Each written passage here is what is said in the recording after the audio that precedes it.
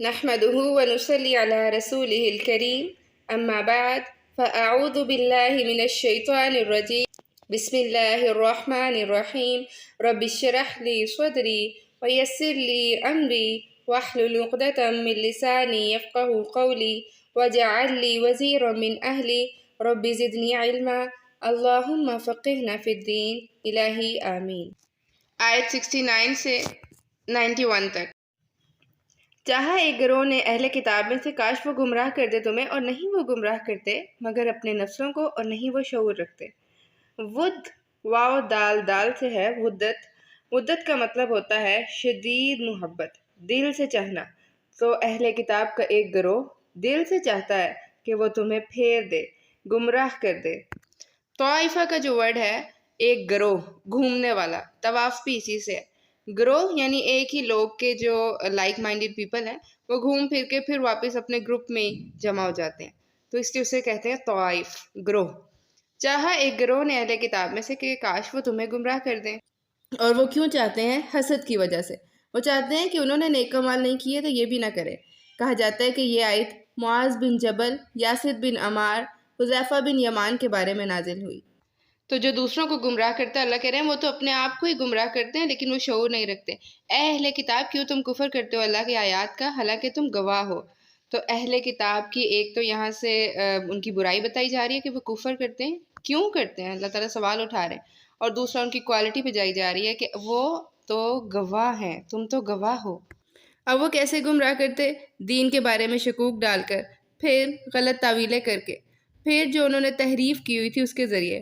اب وہ تحریف لفظی بھی تھی، معنوی تھی، لیکن قرآن میں کیسی تحریف ہوتی ہے؟ قرآن میں لفظ تو نہیں بدل سکتے، اللہ نے ان کی حفاظت کا ذمہ لیا، لیکن لوگ ان کے معنوی تحریف کر دیتے ہیں، اس کا میننگ چینج کر دیتے ہیں۔ تو بات دراصل یہ ہے کہ دین کے فنڈامنٹلز کے بغیر دین مکمل نہیں ہوتا، اور آیات کا انکار کرتے تھے، یعنی قرآن کا انکار، قرآن کا تو پورا انکار کر دیتے تھے، اور تورات اور انجیل میں سے وہ آیات جہاں رسول اللہ صلی اللہ علیہ وسلم کی پیشین گوئی تھی ان کا انکار کرتے تھے۔ پھر اگلی آیت میں اہل کتاب سے ہی خطاب ہے، اے اہل کتاب کیوں تم کفر کرتے ہو اللہ کی آیات کا حالانکہ تم گواہ ہو؟ اے اہل کتاب کیوں تم گٹمٹ کرتے ہو حق کو باطل سے؟ یعنی کہ وہی بات جو وہ تحریف کر دیتے تھے، تو اللہ تعالیٰ کہہ رہے ہیں حق کو باطل کے ساتھ گٹمٹ کیوں کرتے ہو؟ تلبسونا پیچھے بھی ہم نے پڑھا، اچھی طرح سے ملا دینا، ایسے ملا دینا کہ حق اور باطل میں فرق نظر ہی نہ آئے، حالانکہ تم جانتے ہو۔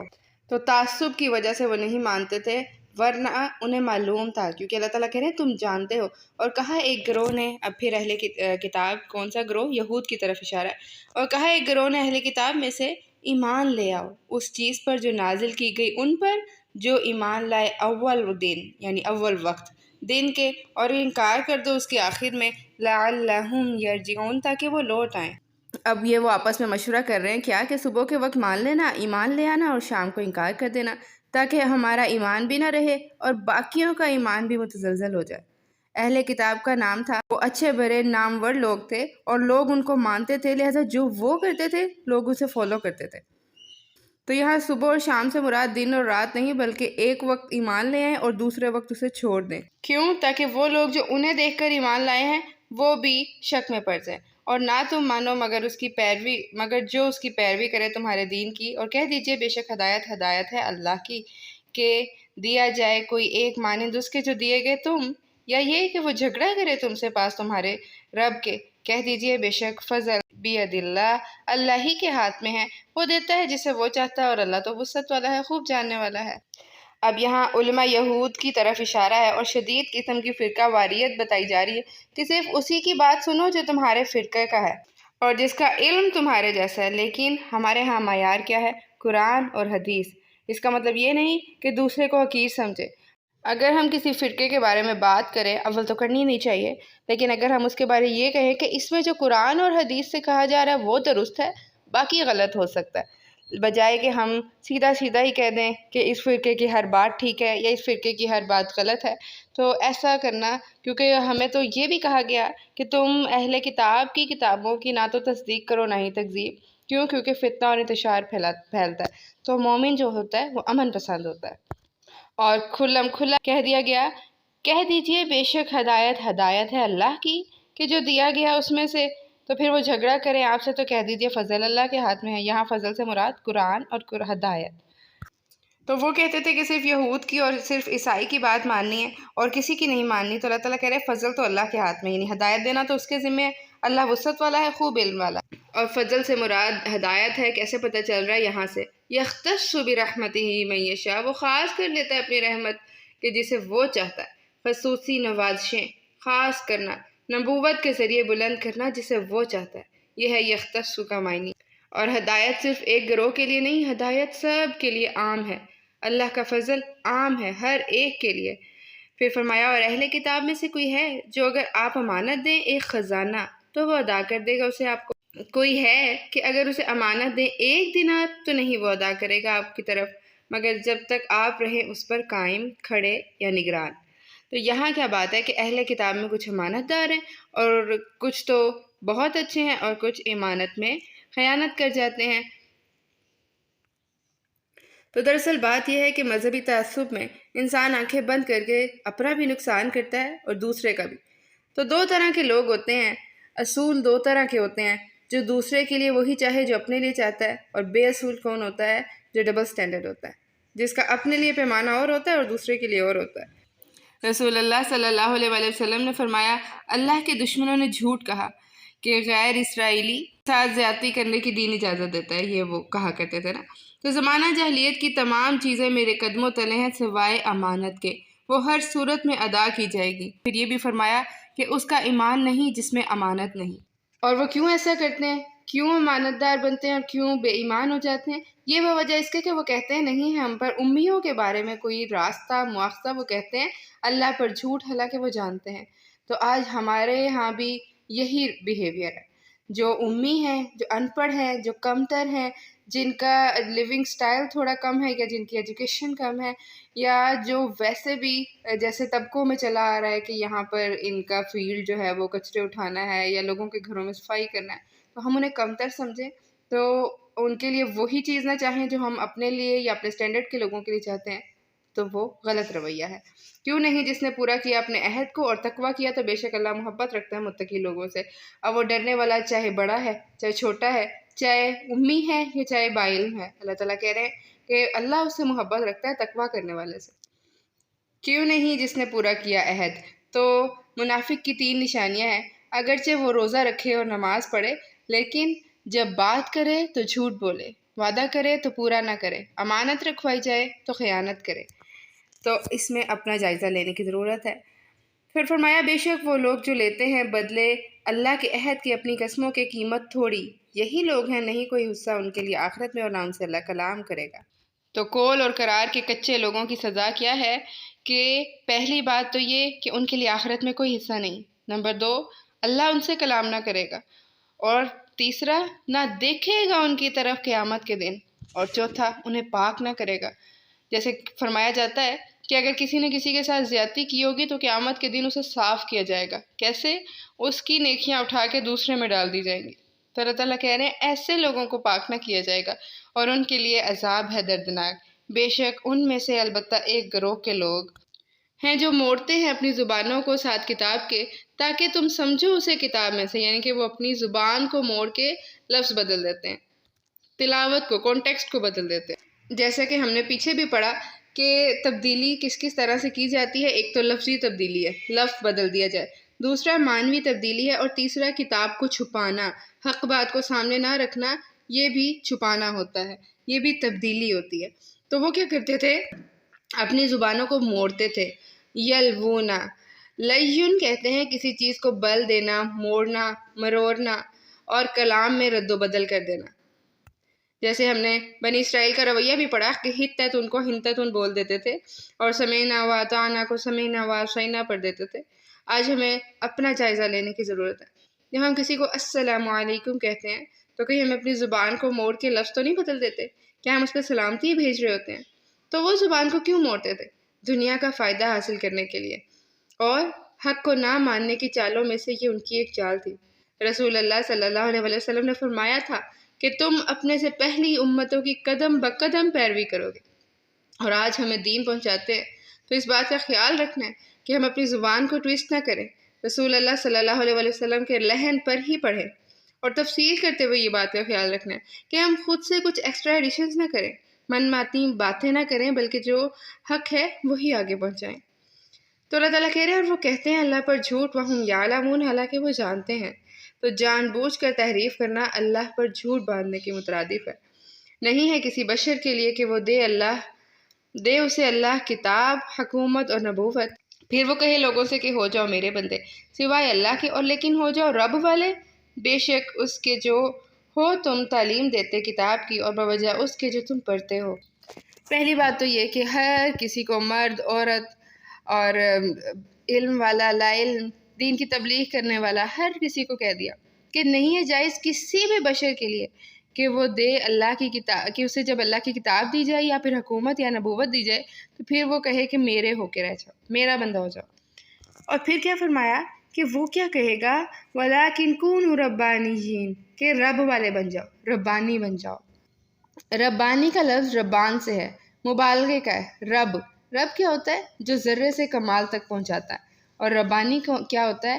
ایسا علم والا جو عمل بھی کرے اور صرف خود عمل نہ کرے بلکہ دوسروں سے بھی کروائے، اور جسے تعلیم دے، اس کی عادات کو بھی سنوارے، پھر اس کے علم کو سنوارے، اس کے اخلاص کو سنوارے، اس کے عمل میں کامل ہو اور کامل گھر بھی ہو، یعنی خود تو وہ مکمل عمل کرنے کی کوشش کرے پر دوسروں سے بھی کروائے۔ تو فرمایا ربانی بن جاؤ۔ یہ پیغمبروں کی بھی دعوت تھی اور آج ہماری بھی ہے۔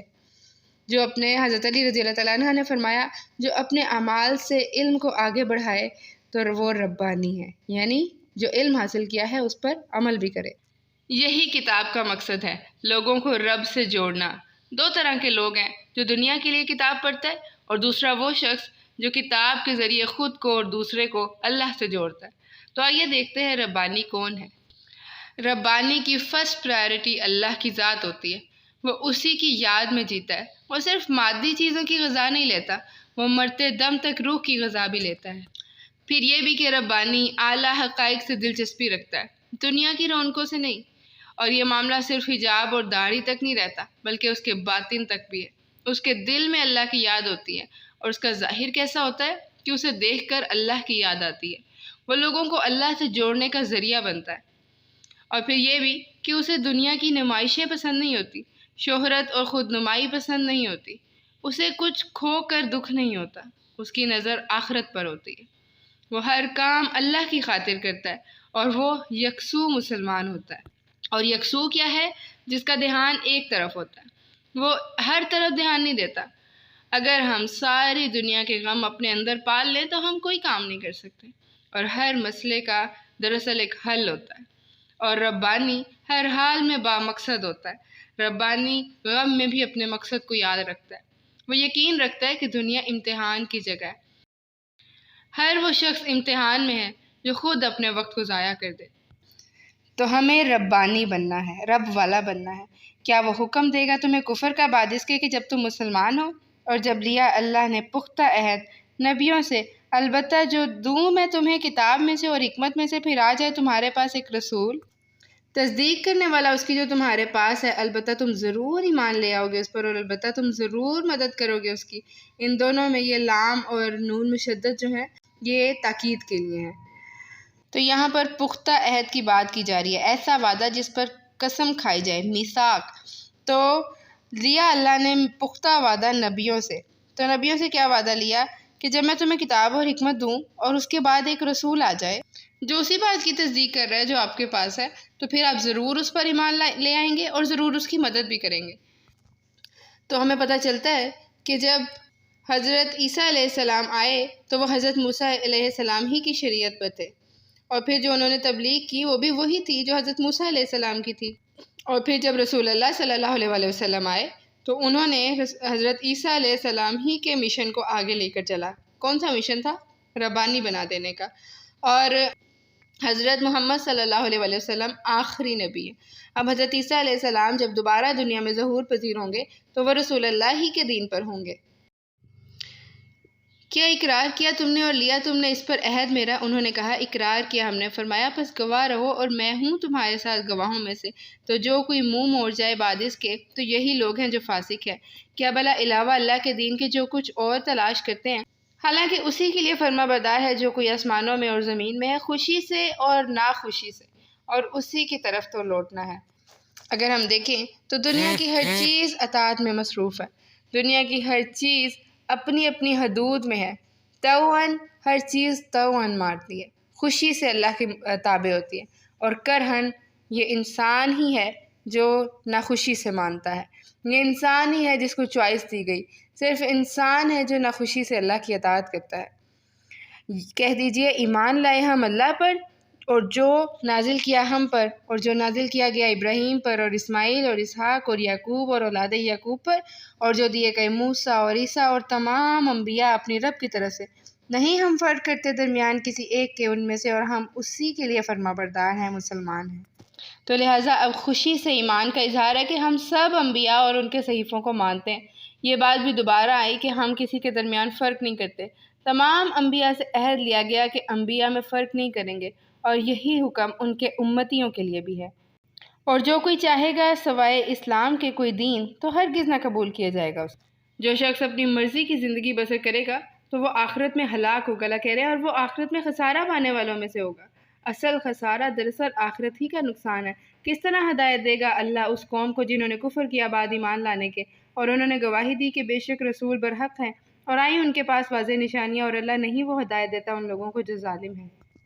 تو ہدایت میں قرآن کے علاوہ سنت پر ایمان لانا بھی لازم ہے۔ رسول اللہ صلی اللہ علیہ وآلہ وسلم پر ایمان، حدیث اور سنت کو ماننا، یہ ہم پر لازم ہے۔ اب آپ دیکھیں کہ حق واضح تھا، انہوں نے پھر بھی نہ مانا، مباہلہ کی بھی دعوت ہوئی لیکن پھر بھی انکار کر دیا۔ کیوں؟ وہ جانتے تھے کہ وہ خود غلط کر رہے ہیں، اس لیے مباہلے سے انکار کیا۔ تو ایسے لوگوں کو اللہ کیا ہدایت دے؟ پھر یہ بھی کہ وہ شاہدوا ان رسولاً، وہ گواہ تھے کہ رسول سچے ہیں، اور البینات، آئیں ان کے پاس واضح نشانیاں۔ تو کیا واضح نشانیاں تھیں؟ ان کے سوالوں کے جواب دیے گئے، انہوں نے نشانیاں دیکھی، مہر نبوت دیکھی، معجزات بھی دیکھے لیکن قبول نہ کیا۔ یہی لوگ ہیں بدلہ ان کا کہ بے شک ان پر لعنت ہے اللہ کی اور فرشتوں کی اور سب لعنت کرنے والوں کی۔ حق کا جان بوجھ کر انکار کرنا دنیا کا سب سے بڑا جرم ہے۔ والناس اجمعین، قیامت کے دن مسلمان اور کافر سب لعنت کریں گے، سب کے سب لوگوں کی لعنت ہے۔ کیوں؟ کیونکہ حق قبول کرتے وقت وہ ایک دوسرے کی طرف دیکھا کرتے تھے، اور جو میجورٹی تھی، میجورٹی از اتھارٹی، اسی رستے کو چوز کرتے تھے۔ تو لہٰذا انہی لوگوں کی طرف پھر وہ آخرت میں دیکھیں گے، اور وہ لوگ ایک دوسرے پر لعنت کریں گے، اور اس سے بھی بڑھ کر ہمیشہ رہنے والے اس میں اور ہلکا نہ کیا جائے گا ان سے عذاب، اور نہ ہی وہ مہلت دیے جائیں گے۔ ان کا وہ غرور کہ وہ تو آگ میں کچھ دیر جائیں گے اور پھر جنت میں داخل کر دیے جائیں گے، وہ بھی توڑا جا رہا ہے۔ مگر وہ جنہوں نے توبہ کی بعد اس کے اور اصلاح کی تو بے شک پھر تو اللہ بخشنے والا ہے، رحم کرنے والا ہے۔ تو توبہ کے ساتھ اصلاح بھی شرط ہے۔ بے شک وہ جنہوں نے کفر کیا بعد اپنے ایمان کے، پھر وہ بڑھتے گئے کفر میں، ہرگز نہ قبول کی جائے گی توبہ ان کی، اور یہی لوگ ہیں جو گمراہ ہیں۔ تو گمراہوں کا کرائٹیریا بتایا جا رہا ہے۔ ایمان کے بعد کفر یعنی کہ مرتد۔ تو مرتد کون؟ جو ٹھنڈے دل سے کفر قبول کرے، بیٹھ جائے اسی پر، اور پھر توبہ بھی نہ کرے۔ تو اللہ تعالیٰ کہہ رہے ہیں پھر وہ بڑھ گئے اپنے کفر میں۔ بے شک وہ جنہوں نے کفر کیا اور وہ مر گئے اسی حال میں، اسی مرتد کی حالت میں وہ مر گئے کہ وہ کافر تھے، حالانکہ ہرگز نہ قبول کیا جائے گا ان میں سے کسی ایک سے بھی۔ کیا قبول نہ کیا جائے گا؟ زمین بھر سونا، اور اگرچہ وہ فدیہ دے اس کا، یعنی اتنی بڑی قیمت بھی قبول نہ کی جائے گی۔ یہی لوگ ہیں کہ ان کے لیے عذاب ہے دردناک، اور نہیں ان کے لیے کوئی مددگاروں میں سے۔ موت کے وقت توبہ قبول نہیں ہوتی، حالت کفر میں مرنے والے کے لیے دعا بھی نہیں کی جا سکتی، خواہ اس توبہ کے لیے وہ مرنے والا سونا بھی صدقہ کر دے، اور کتنا سونا؟ زمین بھر سونا۔ حالانکہ دنیا میں تھوڑا صدقہ بھی قبول ہو جاتا ہے، تھوڑا صدقہ بھی توبہ کے لیے کافی ہوتا ہے، اور توبہ بھی قبول ہو جاتی ہے خالی زبانی کلامی، لیکن مرنے کے بعد زمین بھر سونا وہ فدیہ کر دے تب بھی قبول نہ کیا جائے گا۔ تو ہمیں دنیا ہی میں اپنی اصلاح کرنی ہے۔ اللہ تعالیٰ سے دعا ہے کہ اللہ تعالیٰ ہماری اصلاح فرمائے، ہمیں سمجھنے اور عمل کرنے کی توفیق عطا فرمائے، کیونکہ اصل چیز عمل ہی ہے۔ وآخر دعوانا ان الحمد للہ رب العالمین۔ الہی آمین۔